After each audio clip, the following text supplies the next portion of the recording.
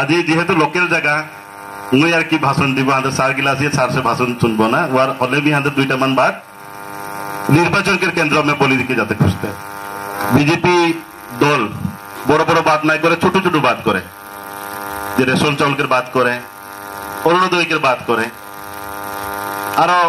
छेनापुना के पढ़ाबार बात करे बड़ बड़ बात नहीं करे माने एगिला हाते बहुत कथा मन में खेली থাকে तो मुझे यह जगह एक बात बोलते खुजते ही आज बेलेग पार्टी गिला हाथ के बोलें जे चाउल फ्री में दे दिले हो जाए कि बोली के बोले जार चलते हैं ठीक है लेकिन जार घरे ना चलते हैं तो थोड़ा सोची की देखबी आज के चाउल के दाम जितना हुई है आंध्र को यदि फ्री में चाउल ना दी तो आंध्र दारमा के आधा पैसा से बेसी पैसा चाउल किनते में जातो ना नहीं शेष होतो आंध्र भूख के उपभोग और भोग करी के आंध्र निजर कर्म जीवनटा चलाई लिते आही विभिन्न आसनी आहे विशेष के महिला गिलाकर जने आहे सार बढ़िया से बताई के जाबे মই হাতীগড় চাহ বাগিচাৰ ইয়াত যিসকল ব্যক্তি আজি আছে আজি নিৰ্বাচনৰ মাজতে আপোনালোকক মই এনেকৈ লগ পোৱাৰ মোৰ সৌভাগ্য হ'ল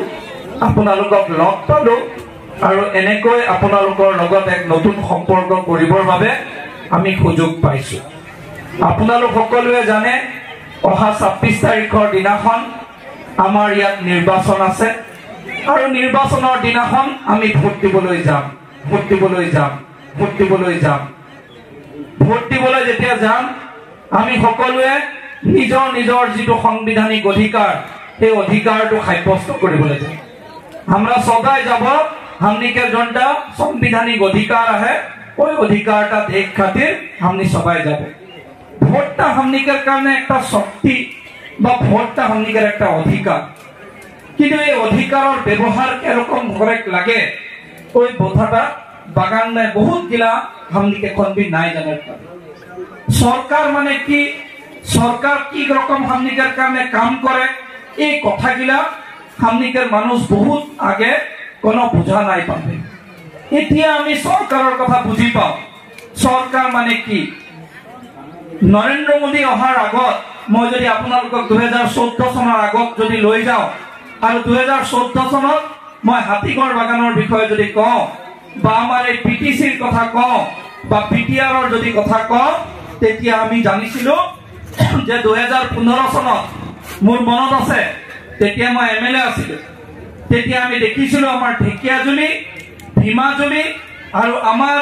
গোটেই অঞ্চল 3 কোটি গোটেই মানুহবিলাকৰ ওপৰত এটা আক্ৰমণ হৈছিল আপোনালোকে দেখা পাইছিল উগ্ৰপন্থীৰ আক্ৰমণ সৰু বাচ্চাও মৰি গৈছিল মাৰ ওচৰত কুলাত বাচ্চা আছিল সেই বাচ্চাও তাত মৃত্যুবৰণ কৰিবলগীয়া হৈছিল অসমত আন্দোলন অসমত বম ব্লাষ্ট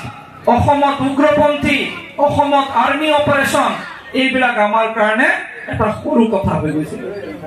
আমি সবাই ভাবতে ৰহি যে আৰ্মি অপাৰেশন কৰা আন্দোলন কৰা বম ব্লাষ্ট কৰা हमनिके উগ্রপন্থী এইগুলা আমাদের ভাগ্য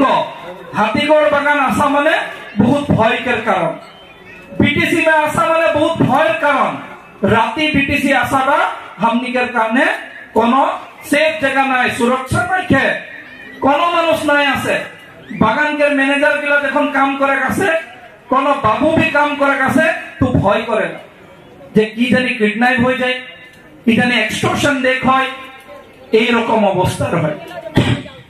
নরেন্দ্র মোদীর আগে গোটা আসাম में আসাম বন্ধ আন্দোলন আর ওইটা हमनिकर ভাগ্য 15 আগস্ট के दिन স্বাধীন দেশের নাগরিক 15 আগস্টের দিনে বন্ধ থাকে 15 আগস্টের দিনা স্বাধীন দেশের নাগরিকের দিনা যোনদিনা ভারত স্বাধীন হইছে সেই দিনাখন অসম বন্ধ থাকে 26 জানুয়ারি আমি গণতন্ত্র দিবস পালন কৰো 26 জানুয়াৰি দিনাখন আমাৰ অসম বন্ধ থাকে 26 জানুয়াৰি